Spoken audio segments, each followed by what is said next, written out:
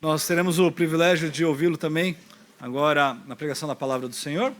Para aqueles que estavam aqui na escola dominical, ele já falou sobre a história dos batistas, que é algo crucial para que nós possamos entender o porquê que nós estamos aqui e porquê que nós fazemos as coisas da maneira que nós fazemos. Gostaria de orar por esse momento, orar pela vida do pastor também. Então o pastor está com a palavra. Senhor nosso Deus, mais uma vez, ó Pai, oramos a Ti. Pedimos, ó Deus, que a Sua bênção esteja sobre esse homem, ó Pai. Que aquilo que ele fale nesse momento seja para a honra e glória do Teu nome. Que o Senhor seja exaltado, que almas sejam salvas, pessoas sejam restituídas a Ti, ó Pai. Pessoas que estão longe de Ti possam entender a grandeza da Sua misericórdia e possam se voltar a Ti, ó Pai. Em nome de Cristo que nós oramos. Amém. Amém. Obrigado, pastor.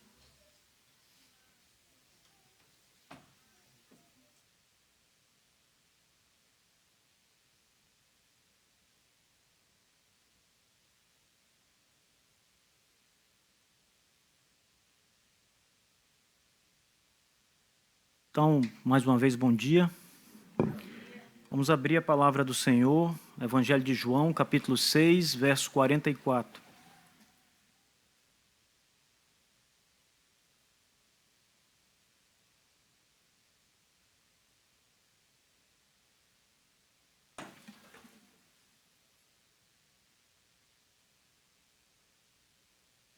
O texto diz assim, meus irmãos: Ninguém pode vir a mim se o Pai que me enviou não o trouxer, e eu o ressuscitarei no último dia. Amém. Nosso Deus e Pai, em nome de Jesus Cristo, nosso Redentor, nos encontramos reunidos, Te adorando, louvando o Senhor, na beleza da Sua santidade, reconhecendo que Tu és Deus único, todo-poderoso, que nos sustenta, nos dá saúde e vida, que tem nos guardado do mal e tem guardado os nossos pés de tropeçar. Louvamos o Teu nome e pela Tua graça Te pedimos que nos conduza na pregação da Tua palavra. Que o Espírito do Senhor possa poderosamente tocar os corações daqueles que estão esta manhã aqui Te adorando, para o louvor da Tua glória. Em Cristo Jesus, o Redentor. Amém. Essa é uma das passagens mais graciosas de toda a Escritura. É uma das passagens mais lindas, mais belas, uma das passagens que deve tocar o nosso coração. É uma das passagens que deve nos fazer meditar no amor de Deus, o Pai, por nós. Uma passagem que deve nos fazer entender o amor de Jesus Cristo, o Redentor, por cada um daqueles que Ele amou até o fim. É uma passagem, sem dúvida, também mal compreendida por muitas pessoas. Mas se olharmos bem para as palavras do Senhor registradas aqui, nesta passagem do Evangelho de João, nós podemos achar descanso para nossas almas. Podemos descansar, de fato, em Cristo Jesus, o nosso Senhor. Quando Jesus Cristo afirmou que Ele era o pão da vida, vocês vão encontrar essa afirmação do Senhor um pouco antes.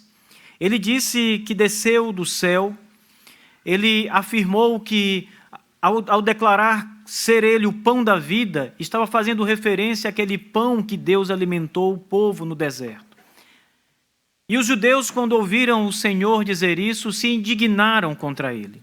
Eles não podiam, de forma alguma, crer nesta ousada afirmação do Senhor Jesus Cristo de que era o alimento de todos, o pão do céu, o sustento de Deus.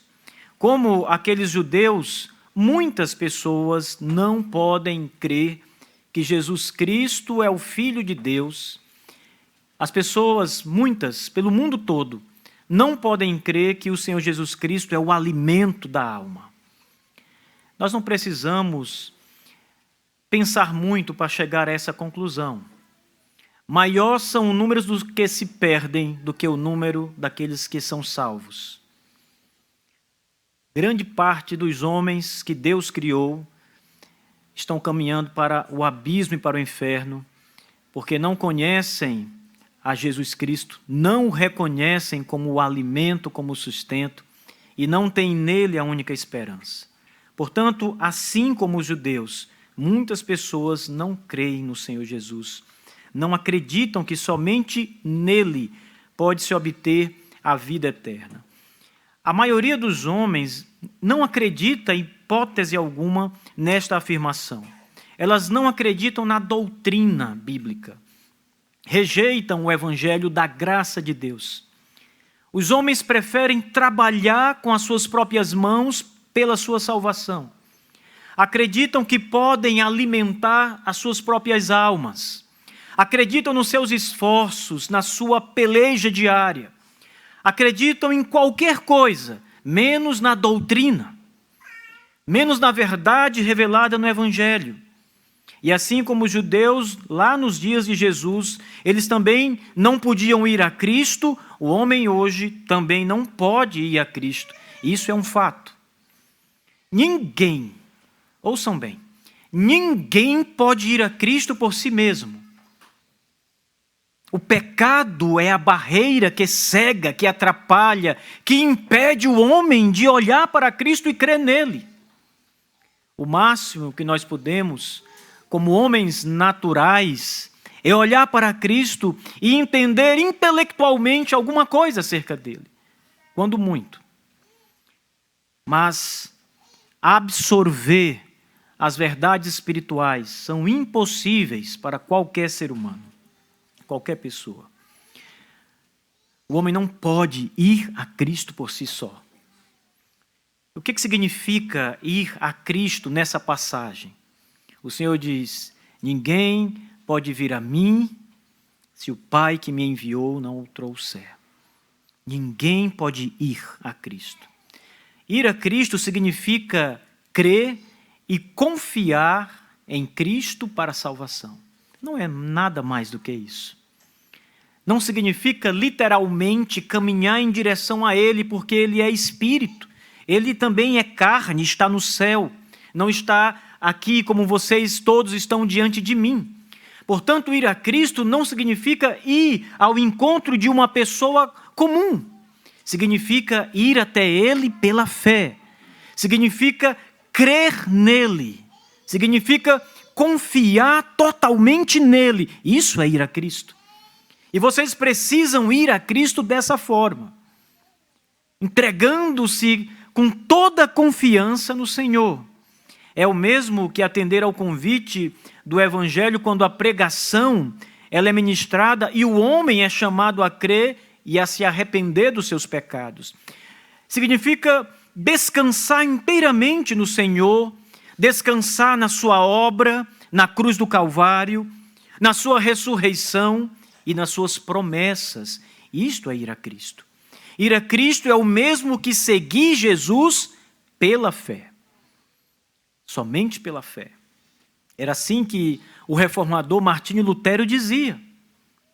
Antes, no passado, ele entendia que ir a Cristo significava ir a Roma, significava sacrifício, significava dobrar os joelhos, significava a autopenitência. Até o dia em que Cristo abriu o coração de Lutero e ele entendeu que ir a Cristo é uma jornada da fé. Significava caminhar em direção a Ele pela fé somente. Agora, ir a Cristo não é o mesmo que uma mera confissão verbal de fé. As pessoas costumam se enganar aqui, acreditando que ao declarar que confiam em Jesus, que amam a Jesus, elas estão indo a Cristo. Muitas não estão. Porque ir a Cristo não é uma confissão de fé. Ir a Cristo não é uma oração de conversão. Eu conheço pessoas que me disseram que num determinado culto foram a Cristo Jesus. E elas descrevem a experiência de ir a Cristo com uma oração. Pastor Marcos, depois da pregação do Evangelho, eu fui a Cristo. Como você foi a Cristo? O pastor veio e disse que ia fazer comigo a oração do pecador. e eu orei com ele, repeti as palavras que ele disse, e ele disse que eu fui a Cristo. E essa é a confiança das pessoas. Acreditar que ir a Cristo, por meio da famosa oração do pecador, é o caminho. A pessoa acredita que é levada a Cristo depois de orar junto com o ministro do Evangelho, sem a necessidade de mudança de vida. Simplesmente disse algumas palavras e acha que foi a Cristo, que está em Cristo. Para alguns homens, ir a Cristo equivale ao assentimento intelectual da doutrina. Eu creio na doutrina da Trindade. Eu creio na doutrina de Deus. Eu creio na predestinação. Então, se eu creio e compreendi essas doutrinas, se eu posso intelectualmente entendê-las, eu fui a Cristo. E isso também não significa ir a Cristo. Compreender e concordar com a doutrina não significa ir a Cristo. Sem submeter-se ao senhorio do Senhor Jesus Cristo, ninguém vai a Ele. Para essas pessoas, Jesus é o seu Salvador, mas não é o seu Senhor.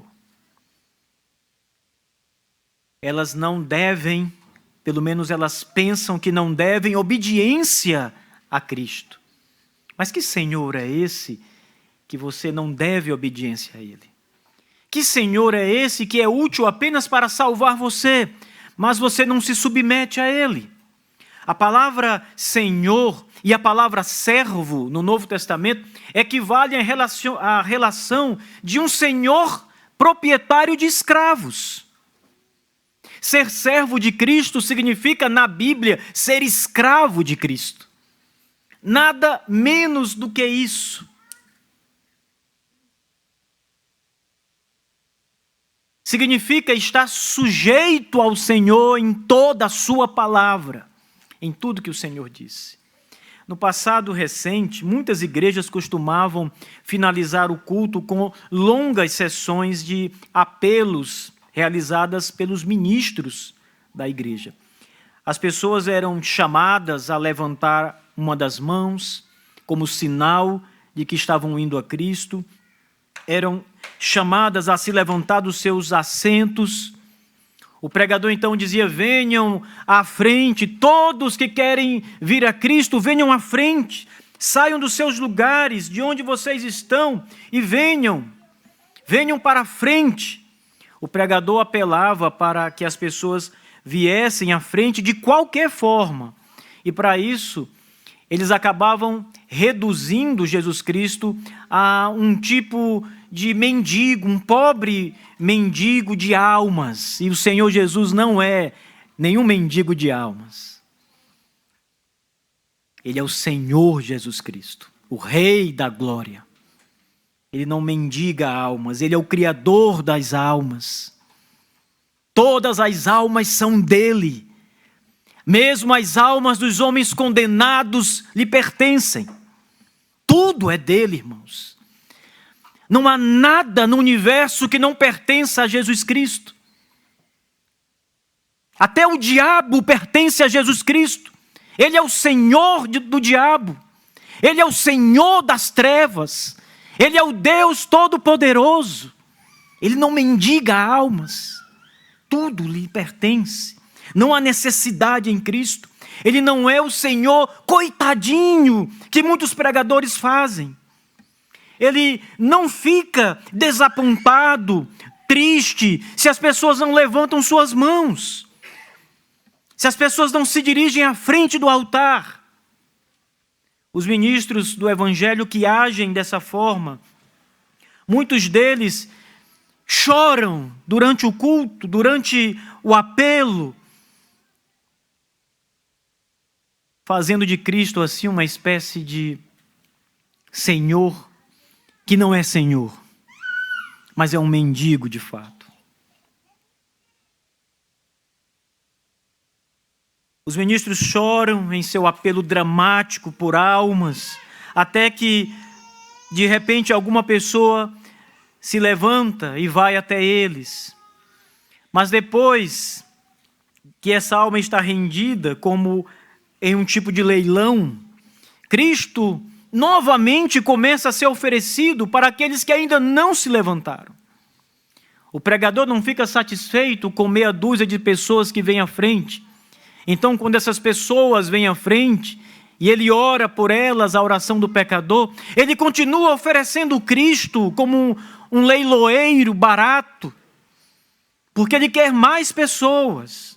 Cristo mais uma vez é oferecido, os pecadores novamente são chamados a se levantar ou a levantar uma das suas mãos como sinal de aceitação de Cristo, como sinal de ir a Cristo. No final, o pregador só para de apelar quando um certo número de pessoas está convencido e se levanta, e eu vou abrir aspas aqui, e entrega suas vidas a Jesus. Os que não se levantaram imediatamente eram quase que obrigados pelas pessoas que estavam sentadas ao lado delas a se levantar. E muitos dizem, vai, aproveita. É uma oportunidade que você tem hoje, agora. Levante-se, vá a Cristo. Algumas pessoas dizem, você vai perder essa oportunidade maravilhosa. Outras dizem, dramaticamente, você vai deixar Jesus esperando? Não vai se levantar? Você não tem pena de Jesus, que morreu na cruz por você, enquanto você pecava? Você vai deixar o Senhor, você vai rejeitar o Senhor? Outros dizem, você não percebe que Jesus está sofrendo enquanto você o despreza? E assim, meus irmãos, com muita insistência, mais um grupo de pessoas se levantava e se dirigia até a frente do altar. E aquele ministro ia conquistando almas, ia juntando pessoas. Mas será que estas pessoas de fato estavam indo a Cristo? Mas tem mais. Além de tudo isso que acontece, a maioria destas igrejas ainda prepara um solo de violão, acompanhando os apelos do pregador. E o ambiente fica ainda mais dramático, favorável, choroso. Às vezes, outros instrumentos musicais eram combinados para preparar aquele clima dramático para levar o pecador até Jesus Cristo. Todo tipo de apelo era válido, desde que as pessoas fossem tocadas a responder positivamente ao pregador. As luzes da igreja são apagadas no templo. As pessoas conseguiam ouvir os gemidos das pessoas no meio da congregação. Na verdade, algumas pessoas chorando, outras orando, e tudo era preparado para atingir as emoções das pessoas, para que elas se levantassem e aceitassem o convite do pregador. No final da noite, era anunciado que um certo número de pessoas haviam ido a Cristo naquela noite e estavam salvas. Para aquelas igrejas, todos que atenderam ao apelo do pregador tinham ido a Cristo e eram pessoas salvas. Isso pode gerar um efeito emocional nas congregações muito grande. As pessoas que já são crentes saem e dizem, você viu quantas almas essa noite se renderam a Cristo? Quantas pessoas? Isso pode deixar também o pregador muito entusiasmado, achando que Deus está mesmo agindo por meio da sua pregação e mais dos seus apelos. Isso pode até dar uma sensação de salvação ao pecador que se levantou ou que levantou uma de suas mãos.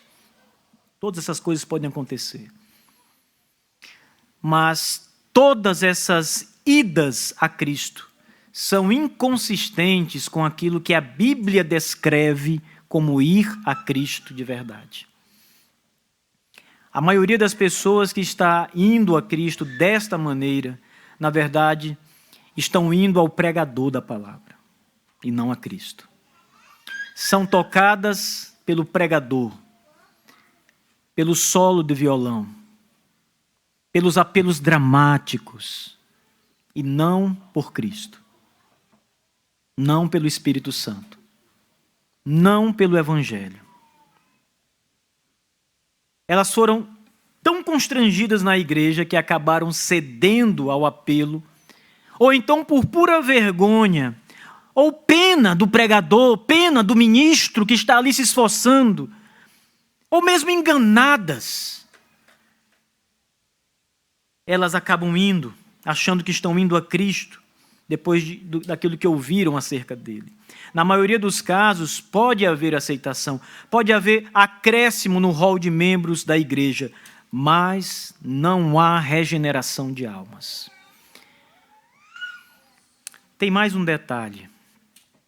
Na maioria destas igrejas, o evangelho não é pregado. É o apelo que traz as pessoas, não a pregação, não a exposição das Escrituras Sagradas. Mas deixe-me dizer algo mais acerca disso. Existe uma situação de completa incapacidade no ser humano que o impede de ir a Cristo, meus irmãos. O Senhor Jesus Cristo, ele disse claramente: ninguém pode vir a mim. Não há exceções na raça humana. Não há pessoas melhores do que outras neste sentido. Todos são nivelados no Evangelho pelo pecado.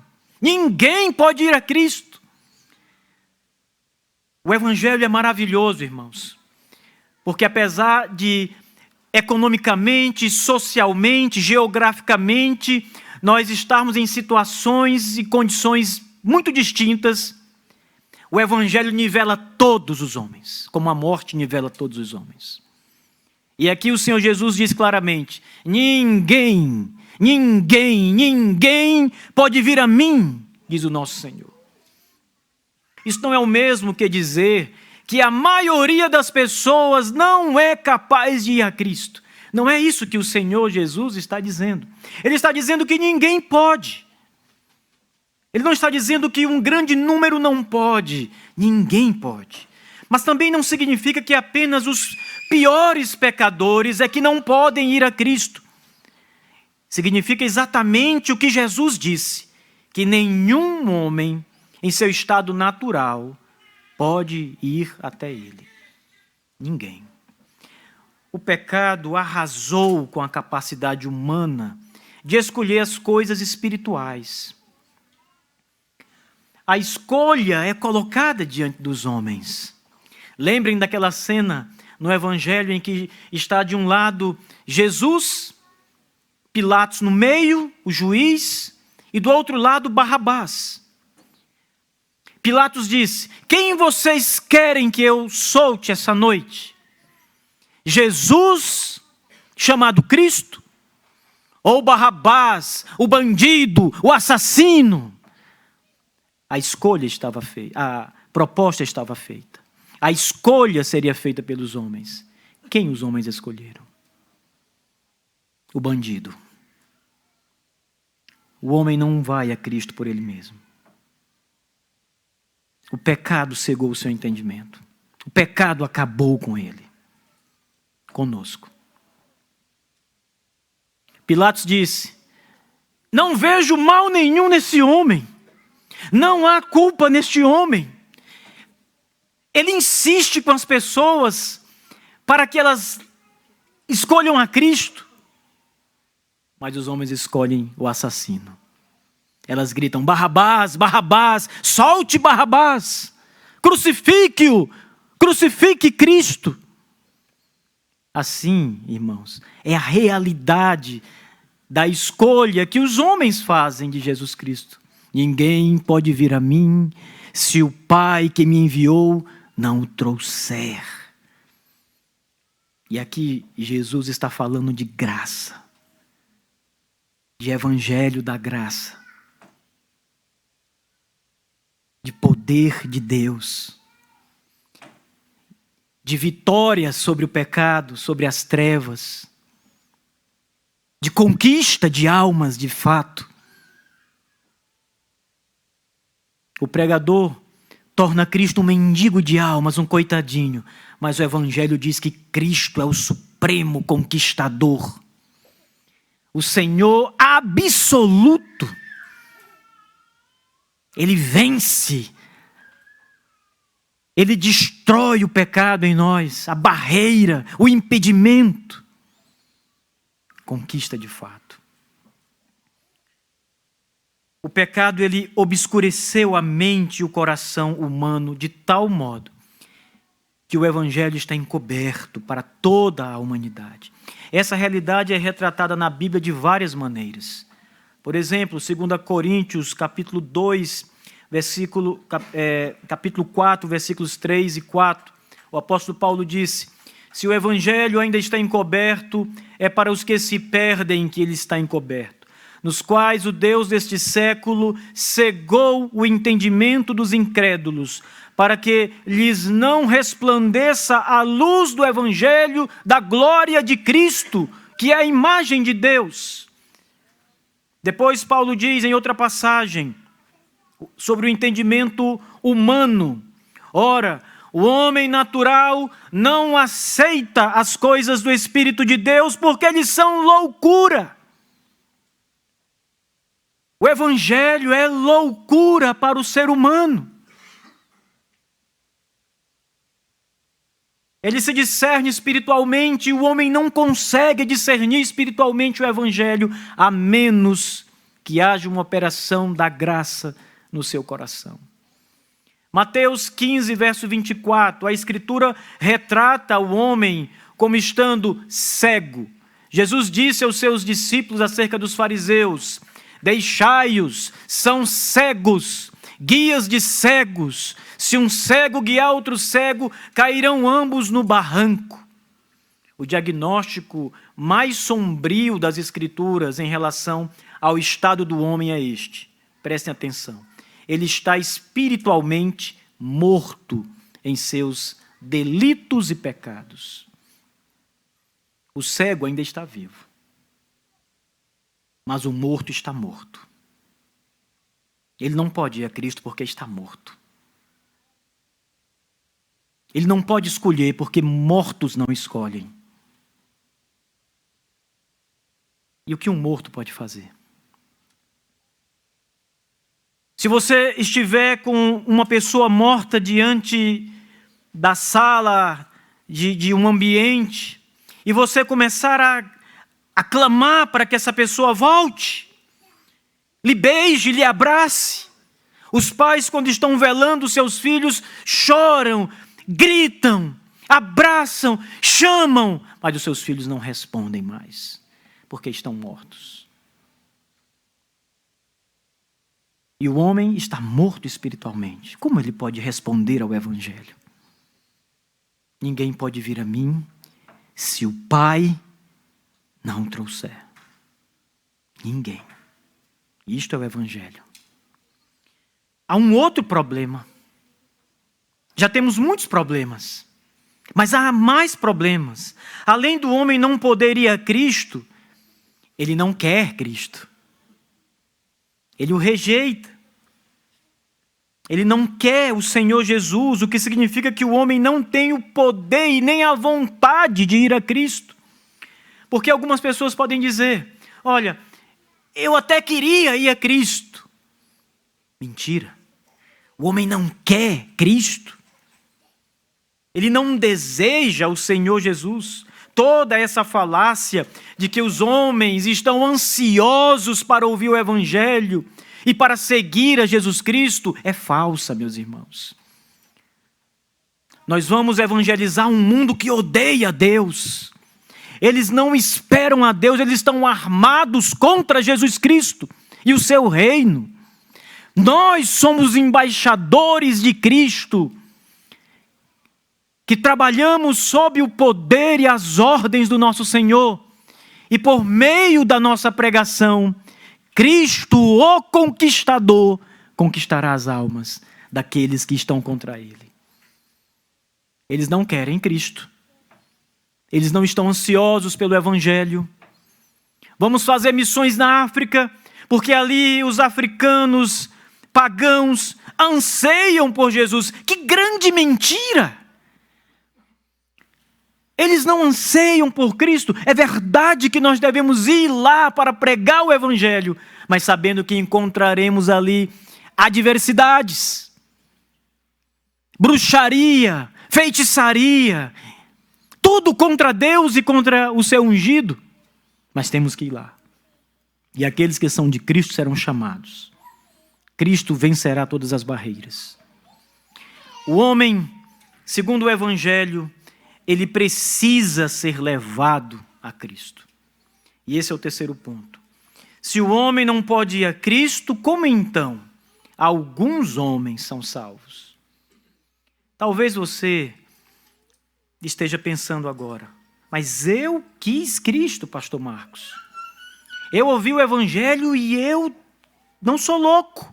Eu não sou louca, eu quis o Senhor Jesus. O Senhor está dizendo que os homens não desejam e nem querem ir a Cristo, mas eu sinto lhe dizer, eu desejei e quis ir a Cristo espontaneamente. Pois então você tem que louvar a Deus, não a si próprio, porque Ele foi até você primeiro. Foi Ele quem fez você desejá-lo. Cristo é como aquele amante que consegue conquistar a sua namorada. Consegue deixar a sua namorada louca por ele. Amando, porque ele é carinhoso, ele é um cavalheiro. E as pessoas se apaixonam. Ele fez algo. Para que você fosse até ele, ele foi até você primeiro. Você sempre resistiu a ele. Você não sabe, mas lutou contra Cristo muitas vezes. Não há desejo por Cristo, meus irmãos, por parte de nenhum homem. Então, quando nós caminhamos em direção a Cristo pela fé, é porque ele veio até nós. Como nós caminhamos ou fomos para Cristo? Só há uma resposta para essa pergunta. O homem só pode ir a Cristo se ele for levado a Cristo. De outra forma, você não pode ir a Ele. Deus atrai o pecador para si mesmo. Jesus está dizendo isso claramente no Evangelho de João. Ninguém pode vir a mim se o Pai não o trouxer. Vocês percebem isso? O Pai precisa levar as pessoas ao Filho. O Pai levou cada um de vocês ao Filho. Não há outra forma de ir a Cristo senão essa. O Pai precisa conduzir o homem até Jesus. E Ele faz isso por meio do Espírito Santo e da palavra de Deus pregada. É a única forma que o homem pode ir a Cristo, levado pelo Espírito, convencido pelo Espírito de Deus, por meio do Evangelho da graça, por meio da pregação da palavra. Jesus usou um termo grego muito forte quando descreveu esta força irresistível do Espírito Santo, que é exercida sobre o homem quando ele é levado até Jesus Cristo. O verbo trazer, nesta passagem, conforme traduzido em português, não é tão forte quanto o seu sentido mais pleno na língua grega, que significa atrair, arrastar. Essa é a tradução literal desta passagem. A palavra que significa arrastar, ela implica uma força extraordinária que move o homem em direção, numa certa direção. É como um poder que te leva para um lado ou para o outro. Trazer pode dar a ideia de uma mera persuasão moral, mas a palavra usada no Evangelho de João pelo nosso Senhor Jesus refere-se a uma força que arrasta, a uma força que atrai irresistivelmente, poderosamente o pecador até ele, Jesus. Assim como um eletroímã atrai o metal, o ferro. O poder de Deus, pelo Espírito Santo, atrai. Esse é o sentido da palavra. É como se tivesse uma força te puxando irresistivelmente. E você vai a ele. Como o metal vai até o encontro da força do ímã. O poder de Deus, pelo Espírito Santo, atrai os eleitos de Deus para Cristo, de uma forma que nenhum deles pode resistir. Deus conduz o pecador até Cristo por meio dessa poderosa atração. A força desse termo não pode ser contestada e indica que todo homem que vai até Cristo só pode ir porque é atraído por essa força divina. Essa força divina, ela é chamada na teologia de chamado. Essa força que significa atrair, arrastar, na teologia é o chamado de Deus, o chamado irresistível do Espírito Santo, ou a graça irresistível de Deus. Esse poder irresistível e poderoso é aquele que regenera o pecador, ou em outras palavras, é aquele que dá vida ao pecador. Paulo diz: Ele nos deu vida, estando nós mortos. Com esse poder poderoso e irresistível, esse poder opera o novo nascimento, tornando o homem uma nova criatura.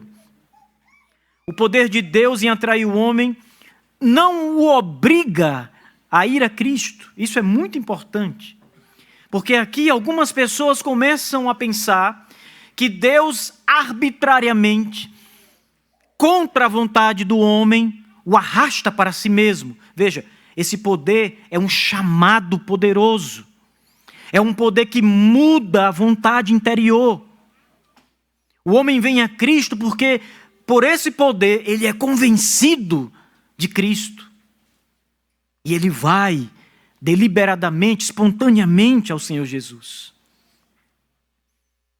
É um poder grandioso operado em nosso coração. É um poder que exerce mudança completa no homem. Tudo é transformado por esse poder divino. A fé é implantada no homem pelo Espírito Santo por este poder.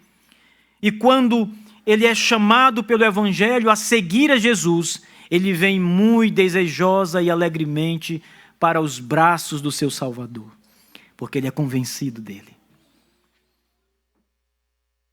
Jesus não está puxando e ele está dizendo: não quero, eu não quero ir, Senhor, eu não vou. Ele vem a Cristo decididamente, com alegria, com entusiasmo, com lágrimas, porque ele agora ama o Senhor Jesus. Há uma mudança completa. Há uma passagem nas Escrituras em que o apóstolo Pedro joga as redes ao mar, segundo as ordens de Jesus Cristo. Ele não havia pescado nada naquele dia. E o Senhor então diz: Pedro, lance as redes aqui. E Pedro, quase sem acreditar, porque Pedro é quem era o pescador. Pedro é quem conhecia o mar. Tinha experiência na pesca. Pedro disse: Senhor, tu estás brincando? Passamos o dia inteiro aqui, não há peixes hoje. Eles não estão aqui. Jogue a rede, Pedro. E Pedro lança as redes. E havia tanto peixe, irmãos. Tanto peixe, que as redes se rompiam. A Bíblia diz que Pedro arrastava, puxava. E essa é a palavra usada no Evangelho de João. A mesma que Pedro usa para arrastar com força, com poder, puxar os peixes para o barco. A mesma palavra. Se Deus não o trouxer, essa palavra é o poder de Deus que traz o pecador para si mesmo, para Cristo Jesus. Irresistível.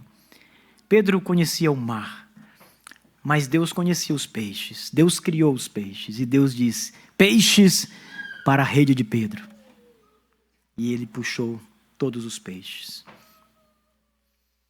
Bem, nada pode fazer mudar de direção o poder de Deus. O seu único desejo, quando ele é tocado por essa força divina, é ir a Cristo. Você entende isso? Quando Deus toca o coração do pecador, ele não pode não ir a Cristo. Se as pessoas o ameaçarem com armas, com a fogueira, com os dentes das feras, eles não podem ficar lá. Eles dizem: enfrentemos então as feras, enfrentemos a fogueira, o fogo abrasador, mas nós temos que ir a Cristo, porque Ele nos chama. Esse é o poder do Evangelho. Esta é a graça de Deus, o poder irresistível de Deus. Antes ele não queria de forma alguma, ainda que Cristo fosse apresentado em toda a sua glória, ele rejeitava. Mas quando Deus vai até ele, ele quer Cristo, ainda que morra, ainda que tudo na sua vida lhe seja tomado. O hino de Lutero diz: ainda que perdemos os nossos pais, mães, mulheres, filhos, vamos a Cristo decididos, porque o seu coração foi mudado. Cristo é a coisa mais importante na sua vida agora. E você o quer demais. Você o deseja de todo o coração. Mais do que o ouro fino de Ofir. Mais do que qualquer coisa na face da terra. Você quer o seu Salvador. Você se deleita nele. O Evangelho é saboroso aos ouvidos dos crentes, irmãos. A graça de Deus enche nossa alma. Estamos satisfeitos, felizes com a bondade de Deus por nós. Olhamos para nós mesmos e começamos a ver a miséria que há em nós, a desgraça, a podridão que há em cada um de nós. E olhamos para Cristo e vemos a sua beleza, sua glória. E vamos a Ele graciosamente, alegremente. O seu coração ama o Senhor. Se o poder de Deus não for exercido, o homem jamais pode vir a Cristo.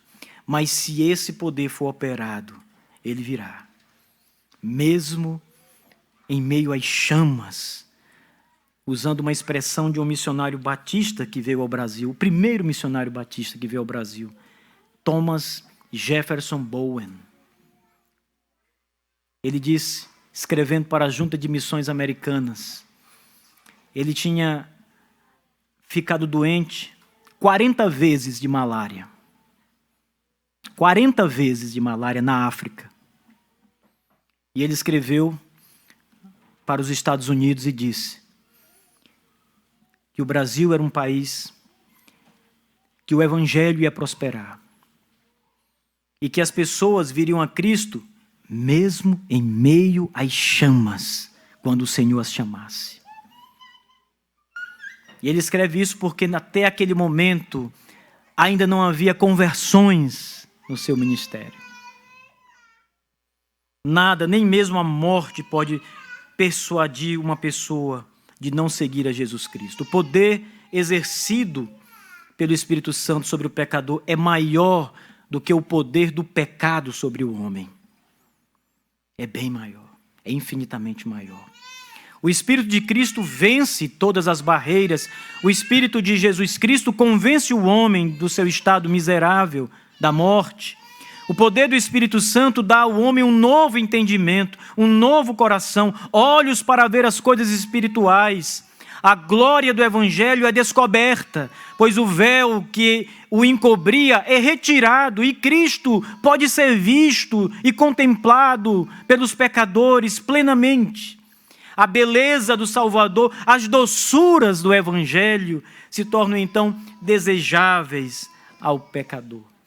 Não é necessário dizer que esse poder de Deus sobre o pecador é uma graça divina. Vocês sabem que é uma graça.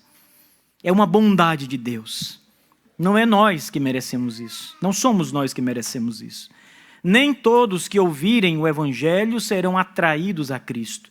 Mas a doutrina da graça irresistível nos assegura que todos que Deus elegeu antes da fundação do mundo, e somente estes terão seus corações, as suas mentes dobradas ao Evangelho e serão atraídas a Cristo, ainda que não mereçam receber essa graça de Deus.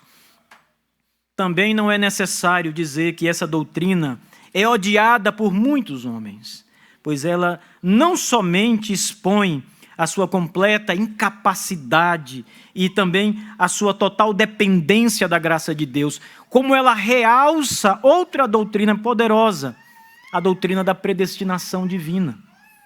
Por isso os homens odeiam isso. Eles odeiam a ideia de que não são autônomos, de que são dependentes da graça. Eles odeiam a ideia de saber que não são conquistadores, são conquistados. Aqueles homens e mulheres que Deus predestinou para a salvação, que também são chamados na Bíblia de eleitos de Deus, serão chamados irresistivelmente pelo Espírito Santo. Terão as suas mentes e a disposição mudadas. Essas grandes realidades que destacam a soberania de Deus na salvação dos pecadores e tiram qualquer crédito do homem em sua salvação, são insuportáveis ao homem moderno, que deseja ser o senhor da sua própria vida. Mas a verdade, amada igreja, é que ninguém pode vir a Cristo se o Pai não conduzir até o Salvador. Eu quero terminar apenas com uma aplicação, apenas, sobre a evangelização dos perdidos. Um dia nós fomos alcançados por homens ou mulheres que Deus enviou para nos chamar para junto do seu Filho. Nós estávamos nesta condição caída, miseravelmente sem qualquer esperança na face da terra. E o Senhor usou os seus instrumentos para levar o Evangelho até aonde você estava. E por isso, Ele atraiu você. Nós devemos seguir esses passos. Como igreja, observando a grande comissão e sair pelo mundo, não porque as pessoas estão ansiosas, mas porque sabemos que há, como disse Deus ao apóstolo Paulo na cidade de Corinto, Paulo prega, não te cales, porque há muito povo meu nesta cidade. Paulo estava disposto a ir embora de Corinto. Era um fracasso aquela cidade, não havia almas convertidas. Ele estava decidido, vou embora. E Deus, em sonho, diz a ele, não, há povo meu aí, pregue, não se cale. E nós temos que ir para todo lugar, aonde Deus nos enviar, sabendo que há povo dele. Sabendo que essas pessoas virão a Cristo quando Deus os trouxer.